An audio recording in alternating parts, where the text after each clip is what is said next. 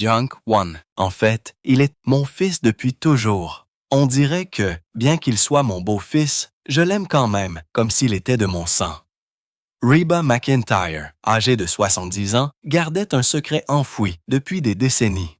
En 1959, elle a épousé son manager et est instantanément devenue la belle-mère de 3 enfants. Mais l'un d'eux allait devenir le centre d'une histoire qui a choqué Hollywood. Pendant des années, les gens ont chuchoté sur ce qui s'était réellement passé à huis clos. Puis, en août 2025, tout a changé. Reba a finalement brisé le silence et révélé la vérité à laquelle personne ne s'attendait. Ce qu'elle a dit de son beau-fils a laissé les fans sans voix. Voici l'histoire que Reba a refusé de raconter jusqu'à présent. Reba McEntire est née le 28 mars 1955 à Malester, Oklahoma. Elle ne pesait que 2,1 kg là, la plus petite de 4 enfants. Son père, Clark McEntire, était une légende dans le monde du rodéo. Il avait remporté les titres de champion du monde de rodéo de taureau en 1957, 1958 et à nouveau en 1961. Il a gagné plus de 50 000 $ en prix au cours de sa carrière, ce qui équivaudrait à environ 400 000 $ aujourd'hui. Sa mère, Jacqueline, avait autrefois rêvé de devenir chanteuse. Elle avait même remporté des concours de chant dans les années 1940. Mais au lieu de poursuivre son rêve, elle a commencé à enseigner dans une école à classe unique pour seulement 75 $ par mois. Reba venait d'une famille de champions. Son grand-père, John Wesley McEntire, avait également été champion du monde de rodéo de taureau en 1934. Reba était le 3e enfant, juste entre Paquet et Susie, et sa jeune sœur Alice. Les 4 sont ensuite devenus un groupe d'harmonie, se produisant ensemble lors de rodéos et de petites foires dans toute l'Oklahoma. Ils vivaient dans un ranch de 8000 acres dans un endroit appelé Chucky. La vie là-bas n'était pas facile. Reba a commencé à faire des corvées difficiles quand elle n'avait que 5 ans. Chaque matin, à 6 heures avant l'école, elle aidait à castrer les taureaux avec des outils en fer chaud, à administrer des vermifuges pour le bétail à l'aide de seringues métalliques et à ramasser les œufs de 200 poulets. Le ranch comptait 500 vaches Hereford et la famille n'avait pas les moyens de se payer des vétérinaires, alors ils faisaient tout eux-mêmes. Ses mains sont devenues rugueuses à force de lutter contre les veaux et de réparer les clôtures en fil de fer barbelé. Les rassemblements de printemps pouvaient durer 12 heures d'affilée. Après l'école, elle travaillait jusqu'au coucher du soleil et ne commençait parfois ses devoirs qu'à 22 heures à la lampe à pétrole lorsque l'électricité était coupée. Chunk 2. Ce genre de vie lui a appris à gérer la pression. Plus tard, lorsqu'elle a dû donner plus de 100 concerts chaque année, elle ne s'est jamais plainte. Son père donnait à chaque enfant 2 $ par semaine s'il faisait parfaitement toutes ses corvées. Cette petite récompense lui a appris à gérer l'argent et les responsabilités. Des années plus tard, elle gérera une carrière d'une valeur de 95 millions de dollars avec le même état d'esprit. La famille de Reba n'élevait pas seulement du bétail. Ils ont élevé des champions de rodéo. Son grand-père John est entré dans l'histoire en 1934 lorsqu'il a attrapé un taureau en 12,3 secondes, établissant un record qui est resté inégalé pendant 8 ans. Son père a maintenu cette tradition et a gagné 18 000 $ en une seule année en 1958. Cela équivaudrait à gagner 165 000 $ aujourd'hui. Il s'est rendu à 47 rodéos dans 12 États. Ils étaient toujours sur la route, conduisant parfois 16 heures pour se rendre à une compétition. Son père n'aimait pas payer les chambres d'hôtel, alors toute la famille dormait dans la voiture pour économiser 8 $ par nuit. Pendant le trajet, leur mère leur apprenait à chanter en harmonie à 4 voix. Des chansons comme Tennessee Waltz et Your Cheatin' Heart étaient leur matériel d'entraînement. Cette Buick de 1952 s'est transformée en leur école de musique sur roue. Reba a appris à bien respirer en chantant dans cette voiture. À l'âge de 8 ans, elle pouvait chanter une harmonie parfaite avec ses frères et sœurs. Leur premier concert rémunéré a eu lieu à la foire du comté de Kia, où ils ont chacun gagné 3 dollars. Ce long voyage de trajet en voiture et de chansons country l'a aidé à devenir l'artiste derrière 35 succès numéro 1 dans les charts country. Même avec tout le talent qui l'entourait, l'enfance de Reba n'était pas remplie d'éloges. Son père, Clark, ne lui a jamais dit qu'il l'aimait, pas une seule fois. Elle s'est ouverte à ce sujet dans son autobiographie de 1994, et cela a choqué beaucoup de ses fans. Il avait perdu son propre père à l'âge de 12 ans, et cette douleur l'a amené à garder ses sentiments enfermés. La mère de Reba était l'opposé. Elle l'a encouragé dès le début. Reba n'avait que 6 ans lorsqu'elle a chanté dans un mangeoire pour un spectacle scolaire devant 150 parents. Elle a oublié les paroles à mi-chemin, mais a inventé les siennes et a continué. Ce moment a montré qu'elle avait une vivacité d'esprit et une confiance scénique, même à un si jeune âge. Sa mère a vu quelque chose de spécial. Chunk 300. Elle conduisait 45 minutes chaque semaine pour emmener Reba à des cours de piano qui coûtaient 3 dollars chacun. Cela peut sembler peu, mais Clark ne gagnait que 250 dollars par mois pendant les saisons creuses, donc ses cours de piano étaient très importants. Le soutien de sa mère l'a aidé à croire en elle, et le silence de son père l'a rendue déterminée à prouver qu'elle était assez bonne. À l'âge de 11 ans, Reba avait son propre cheval. Clark lui a acheté un quarter horse nommé Champ pour 150 dollars. Il lui a dit que le succès ne viendrait qu'avec la pratique. Elle a donc commencé à s'entraîner tous les matins à 5h30. De 11 à 21 ans, elle a couru dans 89 rodéos et a gagné 867 dollars. En même temps, elle a maintenu des A dans toutes les matières à l'école. Parfois, elle étudiait à l'arrière de camions entre les événements de rodéo. Son meilleur temps de course de baril était de 17,22 secondes à la foire de l'État de l'Oklahoma en 1973, se classant 3e sur 47. Elle a reçu 45 dollars pour cette course. Sa famille payait 12 dollars par mois pour les cours de piano et 8 dollars de plus pour les cours de guitare avec Tommy Whitworth. Reba a promis de pratiquer la guitare 90 minutes chaque jour et elle a tenu cette promesse. À l'âge de 15 ans, elle pouvait jouer 23 chansons et avait mémorisé plus de 200 succès country. Elle s'est produite dans des honky-tonks pour 25 dollars par nuit. Ses frères et ses sœurs ont formé le groupe de chant McIntyre et ont participé à 67 rodéos en 1971, gagnant même 940 dollars ensemble. Tout ce temps passé sur scène a aidé Reba à acquérir les compétences qu'elle allait conserver à jamais. Comment se connecter avec une foule, comment gagner de l'argent et comment diriger. Reba n'avait que 19 ans lorsqu'un événement inattendu a changé toute sa vie. Cela s'est produit en 1974 lors des National Finals Rodeo lorsqu'elle a chanté l'hymne national. Red Steagall l'a entendu chanter ce soir-là. Il n'a pas seulement applaudi, il a passé des appels. Il a organisé une réunion avec Mercury Records. Un an plus tard, en 1975, elle a signé son premier contrat d'enregistrement. Ils lui ont donné une petite avance de 25 000 dollars, à peine suffisante pour commencer. Son premier single est sorti en 1976. Il s'appelait I Don't Want to Be a One Night Stand et il n'a atteint que la 25e place des charts. Cette année-là, elle n'a gagné que 847 dollars en redevances. Les choses ont empiré.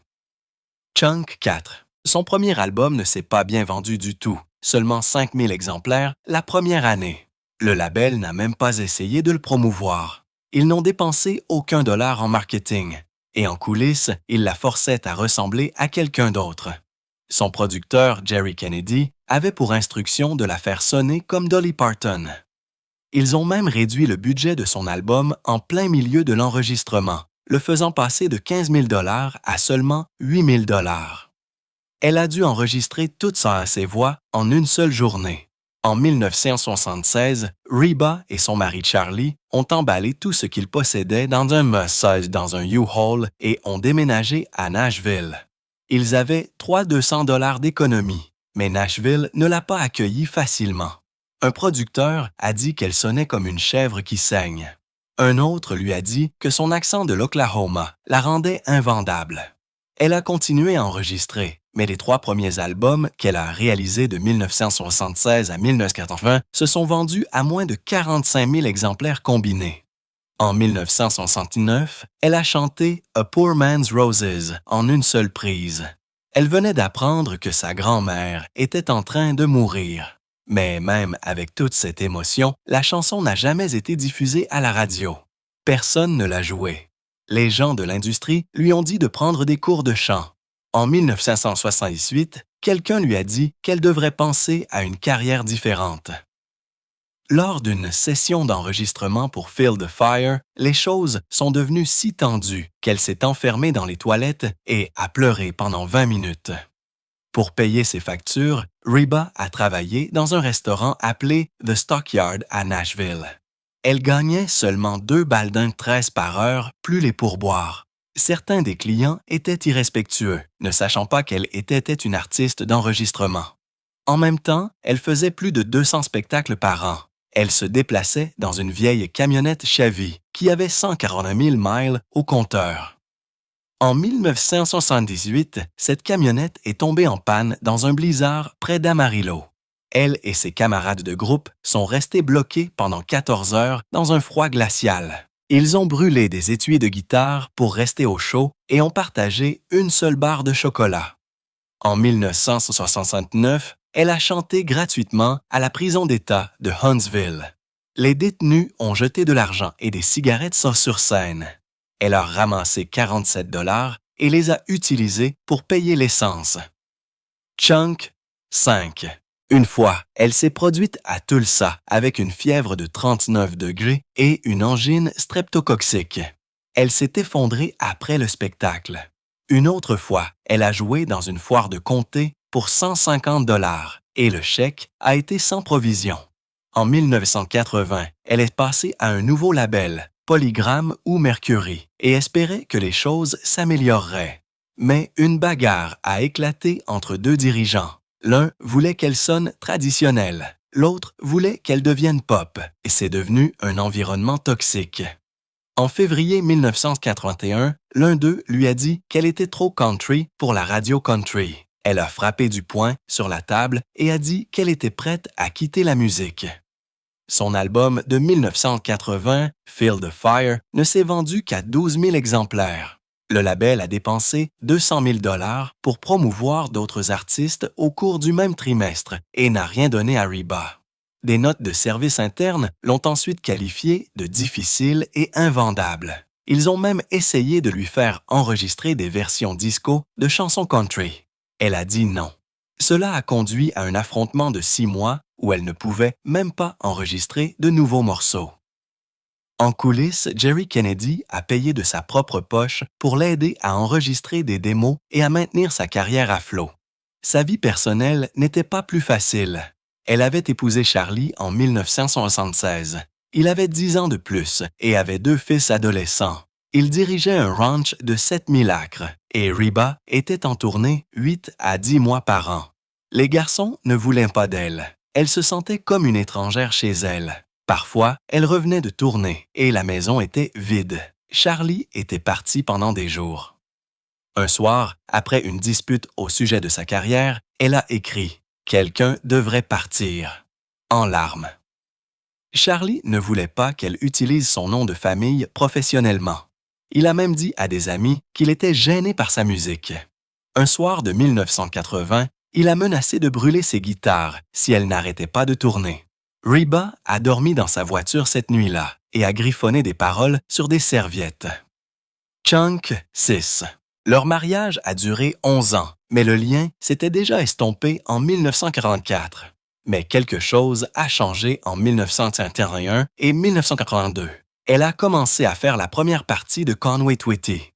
Chaque soir, plus de 15 000 personnes la voyaient sur scène et beaucoup pensaient qu'elle était la véritable star du spectacle. Son album Live Unlimited est sorti en 1982. Il a été enregistré à la foire de l'État de l'Oklahoma devant 8 500 fans. Elle a reçu 3 ovations debout ce soir-là. L'album n'a pas reçu le soutien d'un grand label, mais il s'est vendu à 25 000 exemplaires grâce au bouche à oreille. Certaines personnes ont commencé à l'appeler la George Strait féminine.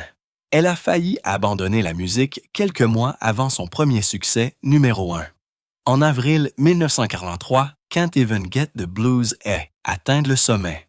Mais Reba luttait discrètement contre quelque chose qui a failli tout gâcher. La même année, la chanson s'est vendue à 547 000 exemplaires et lui a valu sa première nomination à l'Academy of Country Music. Mais que les fans ne voyaient pas, c'est que Reba consultait un psychiatre 2 fois par semaine, payant 200 $ pour des séances qui l'aidaient à lutter contre un trac paralysant. Avant les spectacles, elle vomissait de peur.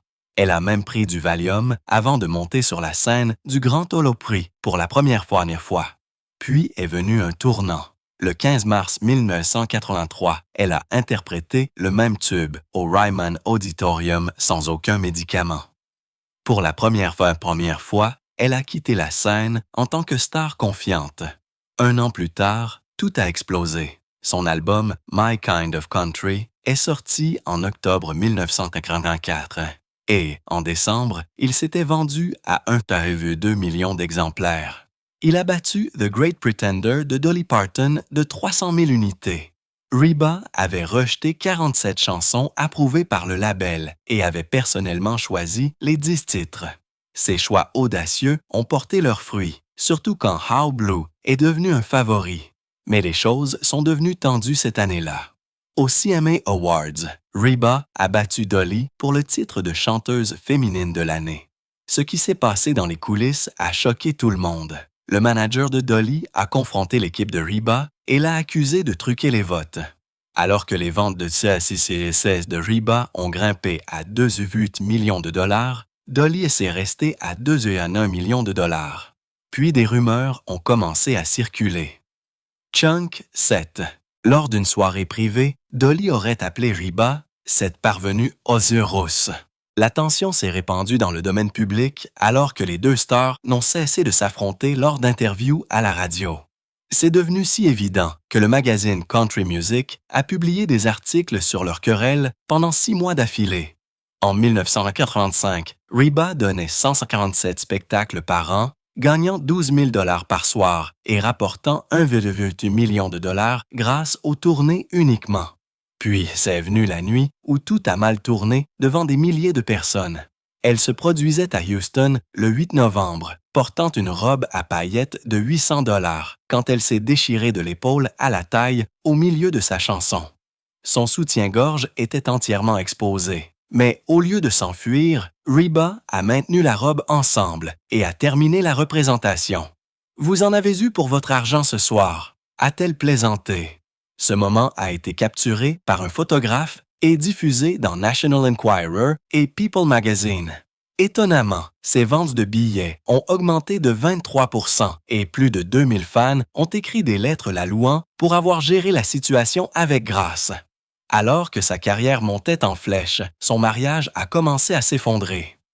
Have I Got a Deal for You est sorti en 1985, suivi de Whoever's in New England en 1986. Ce deuxième album s'est vendu à 2,1 millions d'exemplaires et est devenu son premier album à être certifié double platine. Mais derrière les paroles se cachait de vraies larmes. Reba soupçonnait son mari Charlie Battles de la tromper. Sa facture de téléphone montrait 67 appels à un seul numéro dans le Wyoming. Et vers Noël 1945, elle a trouvé des lettres d'amour dans son camion. La vidéo de 75 000 $ pour la chanson titre de l'album montrait une femme confrontant un homme infidèle, ce qui était trop proche de la réalité. Pendant le tournage, Reba a tellement pleuré qu'ils ont dû s'arrêter 14 fois entre les prises. L'émotion était brute et l'album est resté dans les charts pendant 58 semaines. Il a fait d'elle la voix du chagrin pour les femmes à travers le pays. Elle a demandé le divorce le 23 juin 1987. Après 11 ans de mariage, elle a invoqué la violence émotionnelle. Charlie a exigé 500 000 $ et la moitié de ses revenus de 2 à 3 millions de dollars. Reba a riposté. Elle voulait le contrôle total de leur propriété de ranch d'une valeur de 850 000 $. Au tribunal, ses avocats ont présenté des preuves des dettes de jeu de Charlie totalisant 127 000 $. Ils ont même montré comment il avait bloqué un contrat de résidence à Las Vegas de 75 000 $.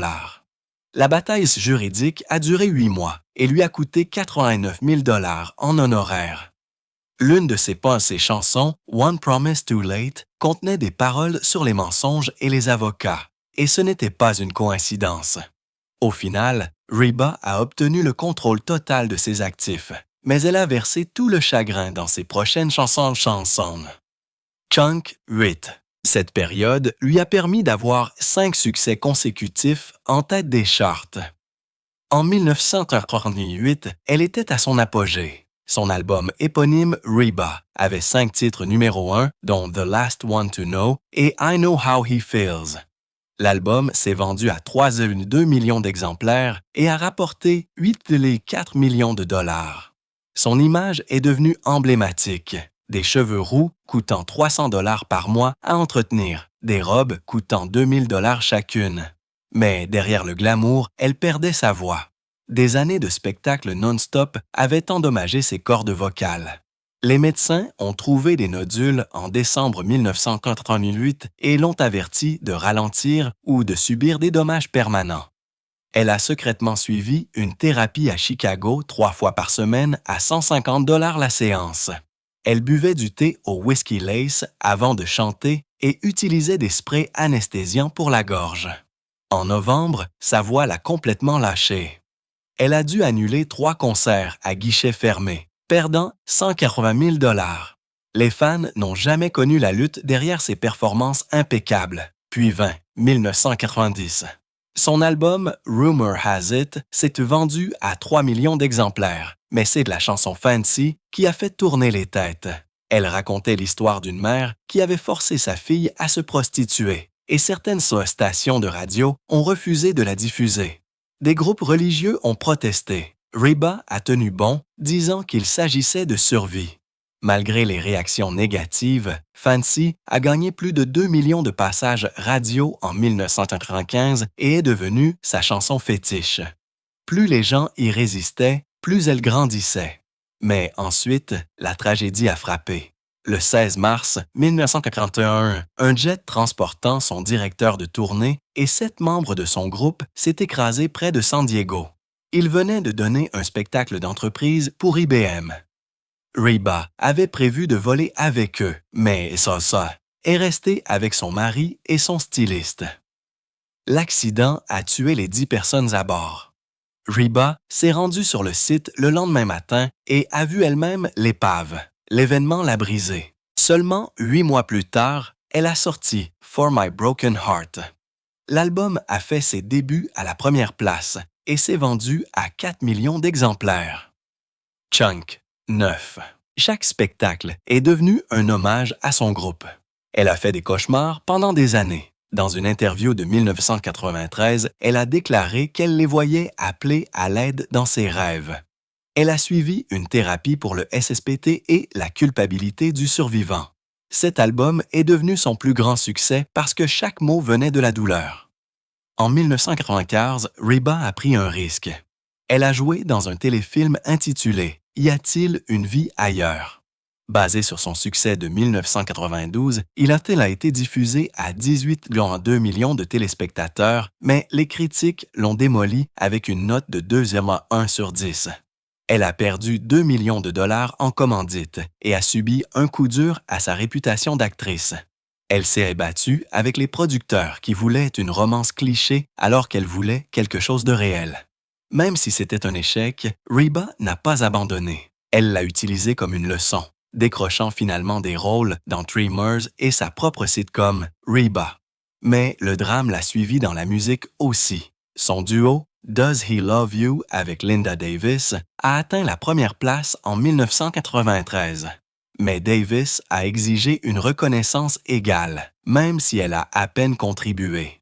Lorsque Davis a fait pression pour obtenir 50% des redevances, des initiés ont déclaré que Reba était furieuse. Dans les coulisses, les choses sont devenues laides. Davis a donné des interviews laissant Stanley entendre que Reba lui avait volé la vedette. Malgré la querelle, la chanson a rapporté plus de 3 millions de dollars. Davis a obtenu 25%. Elles n'ont plus jamais joué ensemble. La tension ne s'est jamais complètement estompée, même des années plus tard. À la fin des années 90, Reba avait 13 albums numéro 1 dans les charts country. Elle a vendu 41 millions d'albums aux États-Unis seulement. Mais en 1998, elle a choqué l'industrie en refusant un contrat pop de 15 millions de dollars. L'offre promettait des producteurs pop et une diffusion garantie à la radio, tout comme Shania Twain, mais Reba a dit non. Elle craignait de perdre ses fans de country. Cette décision lui a coûté environ 50 millions de dollars, mais elle ne l'a pas regretté. Les critiques l'ont félicité d'avoir choisi l'intégrité plutôt que la célébrité. Le crash d'avion de 1991 est resté avec elle. Chunk 10. Elle a admis plus tard avoir choisi un vol charter bon marché pour économiser 2000 dollars au lieu de prendre un vol commercial. Cela l'a hantée. En 1994, elle a renvoyé 3 managers de longue date et son agent. Cette année-là, son album « It's Your Call » a culminé à la 5e place. La chanson-titre est tirée de sa période la plus sombre. À partir de ce moment-là, elle a fait de la sécurité une priorité, établissant de nouvelles normes dans les tournées de musique country. En 1989, elle a épousé Narvel Blackstock, son manager depuis 1969. Cela en a surpris beaucoup, car il a amené 3 enfants, Brandon, China et Shauna. Reba les a tous adoptés. Les gens murmuraient que leur mariage était une affaire commerciale, mais Reba a déclaré à Barbara Walters en 1991 que l'amour ne suit pas les règles du commerce. Ensemble, ils ont construit un empire de 15 millions de dollars, bien que les rumeurs de problèmes de contrôle n'aient jamais disparu. Fin 1996, sa voix a de nouveau défailli. Elle a dû annuler 23 spectacles, perdant 3,2 millions de dollars. Les médecins ont de nouveau trouvé des nodules. Elle a subi une intervention chirurgicale à Vanderbilt et est restée silencieuse pendant 6 semaines. La dépression a frappé fort. Son album de 1997, What If It's You, a quand même atteint la première place et s'est vendu à 500 000 exemplaires dès la première semaine, mais elle a failli abandonner. Seul Narvel savait qu'elle avait des pensées suicidaires. Elle a attribué à son fils Shelby, né en 1990, le mérite de lui avoir rappelé que la vie avait encore un sens.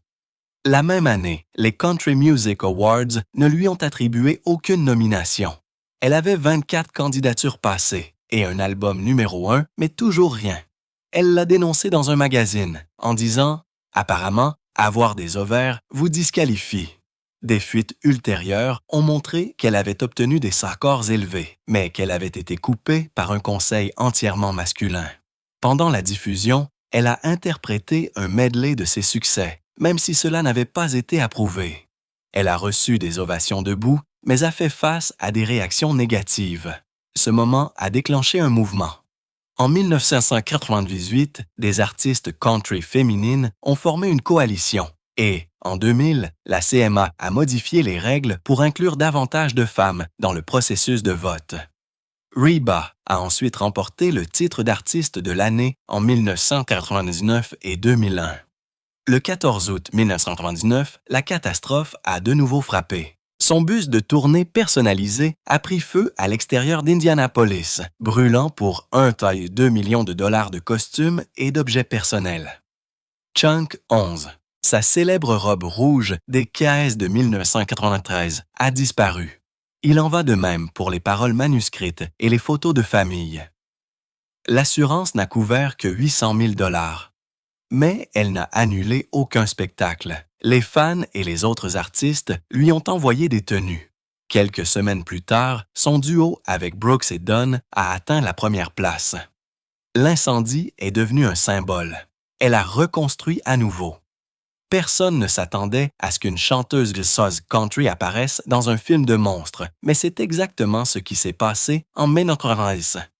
Reba McEntire a fait ses débuts solo au cinéma dans Tremor, une comédie d'horreur étrange du désert où elle jouait une survivaliste amoureuse des armes à feu nommée Heather Gummer. Elle tenait un fusil de calibre 50, tirant sur des créatures souterraines géantes, appelées Greyboids, et se tenait aux côtés de Kevin Bacon dans la chaleur du désert du Nevada. Son chèque de paie n'était que de 100 000 $, mais ce qu'elle a obtenu en retour était bien plus important. C'était son premier vrai avant-goût d'Hollywood. Elle a déclaré plus tard que le tournage lui faisait plus peur que le chant. Une scène l'a fait crier en tirant sur des marionnettes de monstres qui coûtaient chacune plus de 200 000 $ à construire. Le film entier a été réalisé avec un budget de 19 millions de dollars, mais il a tout de même rapporté 16 millions de dollars rien qu'aux États-Unis. Et quelque chose de fou s'est produit. Les fans ont adoré. Le film s'est transformé en un classique culte avec 6 suites. Mais la vraie surprise était Reba. Les producteurs ont été choqués. Elle a réussi presque toutes les 6 scènes parfaitement en une seule prise, comme si elle jouait depuis des années. C'est ce qui lui a donné le virus de la comédie. Et elle n'a pas attendu longtemps pour réessayer. En 1991, elle a rejoint Kenny Rogers pour The Gambler Returns, la chance au tirage. Mais dans les coulisses, c'était une bataille d'un autre genre. Cette fois, le défi n'était pas un monstre. C'était Burt Reynolds. Reba jouait une cowgirl tireuse d'élite, mais Reynolds n'aimait pas partager la vedette. Il a commencé à réécrire ses répliques, à en couper des parties et à ajouter les siennes. Chunk, 12. Un jour, pendant une scène de saloon, il a même arrêté la caméra et a exigé que le réalisateur n'utilise que sa version du scénario. Reba a déclaré plus tard qu'il lui avait dit de s'en tenir au chant, ma chérie. Cette phrase lui est restée pendant des années. Ce n'était pas seulement irrespectueux. Cela a coûté à CBS environ 150 000 $ de retard parce qu'ils ont dû tourner à nouveau des scènes à plusieurs reprises. Kenny Rogers a dû intervenir. Il a dit à l'équipe qu'il quitterait le film si le manque de respect ne cessait pas. Même avec toute cette tension, le film a été diffusé à 15,2 millions de téléspectateurs, devenant l'un des meilleurs téléfilms de CBS cette année-là. Et Reba, elle est pas repartie plus forte, sachant comment tenir sa place dans un monde qui voulait souvent qu'elle se taise. Mais tous les projets n'ont pas fonctionné. En 1994, elle a rejoint une grande production hollywoodienne appelée North, réalisée par Rob Reiner. Le film avait un budget de 40 millions de dollars et mettait en vedette Elijah Wood. Reba a joué l'un des nombreux parents adoptifs, lançant des blagues de rodéo qui n'ont jamais été incluses dans le montage final. Le résultat, un désastre total. Le film a tellement fait un flop qu'il a obtenu 0% sur Rotten Tomatoes. Roger Ebert l'a qualifié de l'une des pires choses qu'il ait jamais regardées. Reba a gagné 250 000 $, mais cela s'est accompagné de doutes. Elle a sérieusement envisagé d'abandonner complètement le métier d'actrice. Ce qui l'a aidé à traverser cette épreuve, ce n'était pas Hollywood. C'était Elijah, qui n'avait que 13 ans à l'époque. Entre les prises, il lui a dit qu'elle était la partie la plus drôle de tout ça. Le film n'a rapporté que 12,8 millions de dollars et le programme de tournée de Reba pour son album Read My Mind était déjà chargé. Elle a failli quitter Hollywood pour de bon, jusqu'à ce que Rob Reiner lui dise de ne pas abandonner. Puis, en 1995, elle a pris un énorme risque. CBS l'a choisie pour incarner Annie Oakley dans Buffalo Girls, une mini-série sur les femmes du Far West. Elle s'est entraînée avec de vrais fusils pendant 2 mois d'affilée, tirant plus de 500 cartouches chaque semaine dans un ranch du Texas. Un jour, elle a fait une erreur avec un Winchester accessoire et une cartouche à blanc a volé près de la tête de John Toll, le directeur de la photographie. Tout le plateau a été fermé pendant 6 heures. Angelica Houston, qui jouait Calamity Jane, a dit qu'elle était terrifiée pendant chaque scène partagée avec des armes, mais aussi impressionnée. La série était coûteuse. Chunk 13. Elle a coûté 8 millions de dollars, mais elle a attiré 23,1 millions de téléspectateurs en seulement 2 nuits. Reba n'a pas remporté l'Emmy, mais elle a obtenu sa première nomination et elle a gagné quelque chose de plus important, le respect. En 1998, Reba a joué dans Forever Love, un film de CBS basé sur sa propre chanson. Elle jouait une femme qui découvre que son mari la trompe, et ses scènes sont percutantes. Elle traversait sa propre douleur, ayant divorcé de Charlie Battles en 1987. Mais maintenant, son fils Shelby n'avait que 2 ans, et le tournage signifiait qu'elle devait le laisser derrière elle pendant 6 semaines. Elle est restée à Vancouver pendant qu'il restait à la maison à Nashville. Elle pleurait tous les soirs au téléphone. Après ce film, elle a établi une règle. Elle n'accepterait jamais un emploi qui la séparerait de lui pendant plus de 2 semaines. Le film a attiré 12,4 millions de téléspectateurs, a coûté 3,2 millions de dollars à CBS et a donné à Reba l'une des performances les plus honnêtes de sa carrière. Les larmes à l'écran étaient réelles. À la fin des années 1990, Reba est devenue plus prudente quant au rôle qu'elle acceptait.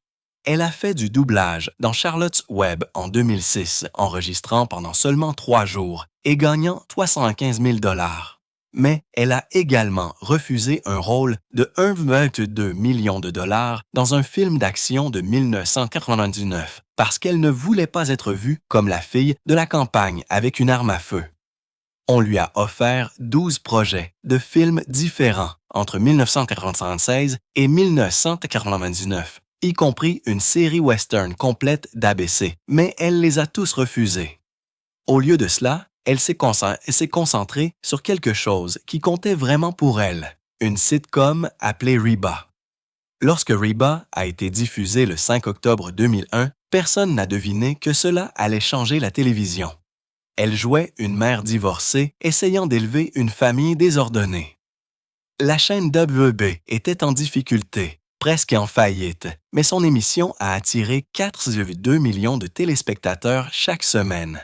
À la saison 3, Reba gagnait 100 000 $ par épisode. Les dirigeants voulaient qu'elle rende l'émission plus audacieuse, plus risquée. Elle a refusé. Elle a dit que les familles devraient pouvoir s'asseoir et regarder ensemble. Cette décision a porté ses fruits. La chaîne a gagné 50 millions de dollars par an grâce à Reba et elle a duré jusqu'en 2007 avec 126 épisodes. Elle a sauvé la chaîne. Elle ne s'est pas arrêtée là. Le 26 janvier 2001, Reba est montée sur une scène de Broadway pour la première fois. Elle avait 46 ans et jouait dans Annie Get Your Gun. Chunk. 14. Les gens doutaient qu'elle puisse assumer le rôle. Elle leur a prouvé qu'ils avaient tort. Elle a fait 218 spectacles en bottes de cow-boy et en costume lourd, parfois avec une blessure à la cheville cachée par une attelle. Les ventes de billets ont augmenté de 40% au moment où elle a été annoncée. Le spectacle a rapporté 1,2 million de dollars chaque semaine. Elle a obtenu une nomination aux Tony et elle n'a jamais manqué une seule soirée. Entre-temps, elle a fait d'autres apparitions à la télévision. Elle est revenue pour d'autres films de joueurs, gagnant 75 000 $ à chaque fois. Elle est apparue dans Young Sheldon de 2020 à 2023, jouant la Mima de Sheldon et gagnant 50 000 $ par épisode. Mais en 2023, elle a pris son rôle le plus sombre dans Big Sky Deadly Trails. Elle jouait Sonny Barnes, une propriétaire de ranch souriante qui s'est avérée être une kidnappeuse. Les fans ont été choqués. Elle a étudié la psychologie criminelle, a répété pendant des semaines et a tenu des gens sous la menace d'une arme à feu à l'écran. Les critiques l'ont qualifiée de glaçant. Certains ont même dit qu'elle pourrait être plus coriace dans la vraie vie que quiconque ne le pensait. Après tout, en 1991, elle a survécu à un accident d'avion qui a tué les membres de son groupe. Même le CO-19 n'a pas pu l'arrêter. En 2021, elle a tourné Christmas in Tune dans l'Utah. Elle a attrapé le virus pendant le tournage, mais a continué à filmer. Au lieu d'interrompre la production et de perdre 1,2 million de dollars, elle s'est isolée entre les prises et a payé 15 000 $ de sa poche pour vacciner toute l'équipe de 47 personnes. Elle a gagné 200 000 $ pour le film et il a attiré 2,8 millions de téléspectateurs, le plus grand film de vacances pour Lifetime cette année-là. Elle a failli s'effondrer pendant la scène de danse finale, mais l'a terminée quand même. Puis est venu The Voice en 2024 et 2025. Elle a rejoint l'émission en tant que coach. Elle a gagné 8 millions de dollars par saison et a choqué tout le monde lorsqu'elle a volé la candidate Sydney Sterless à Gwen Stefani. Cet épisode du 14 mars 2025 a attiré 10,2 millions de téléspectateurs, le plus grand nombre depuis 2019. Reba ne plaisantait pas. Elle a étudié les médias sociaux des candidats, a engagé un coach vocal à 25 000 $ et a tout organisé. Chunk 15. Au moment où elle a appuyé sur son bouton et a pris Sydney, cela a enflammé Internet avec 50 millions d'impressions. Plus tard, en 2024, elle a lancé Happy's Place, une sitcom avec Melissa Peterman. Elle a été lancée le 18 octobre et a rapidement attiré en moyenne 6,8 millions de téléspectateurs par épisode, le meilleur résultat pour NBC depuis 2018. Reba a gagné 125 000 $ par épisode. Ce qui rendait cette émission spéciale, c'était son aspect personnel. L'indépendance de son personnage après le divorce reflétait son propre parcours après sa séparation avec Narvel Blackstock en 2015. Elle a même improvisé des répliques basées sur de vraies conversations avec ses beaux-enfants et a insisté pour réécrire des scènes afin de les rendre plus honnêtes. Ce divorce a été l'une des périodes les plus difficiles de sa vie. Après 26 ans, ensemble, Narvel est parti. Et avec lui, elle a perdu plus qu'un simple mari. Il était aussi son manager. L'accord de divorce de 47,5 millions de dollars a pris près de la moitié de sa fortune de 95 millions de dollars. Elle ne savait même pas combien coûtait le lait à l'époque. Mais elle a appris. Elle est devenue sa propre manager, sa propre PDG, son propre tout. Cela l'a transformée en une femme d'affaires qui n'avait plus peur de rien. Même après cela, elle a gardé ses liens avec les enfants de Narvel. En août 2025, Brandon Blackstock, qui avait été marié à Kelly Clarkson, est décédé à seulement 48 ans d'un mélanome. Reba a publié un hommage sur Instagram, le qualifiant d'irremplaçable. Kelly venait d'annuler ses spectacles à Vegas pour soutenir leurs enfants, River et Remington. Le fils de Reba, Shelby, a dit que Brandon était plein de vie. La famille est restée unie, même après le divorce. Et enfin, en septembre 2025, Reba, à l'âge de 70 ans, s'est présentée aux Emmy Awards portant une bague noire. Un journaliste a appelé Rex Lynn, son fiancé, et elle ne l'a pas corrigé. Ils se connaissaient depuis 1941, mais ne se sont rapprochés que pendant le COVID. Il avait 68 ans et ne s'était jamais marié auparavant. Elle avait été mariée 2 fois. Celui-ci, a-t-elle dit, était différent. Il s'agissait de joie, pas de survie. Et pour une fois, il semblait que son histoire n'était pas terminée. Chunk, 16. Elle ne faisait que tourner une toute nouvelle page.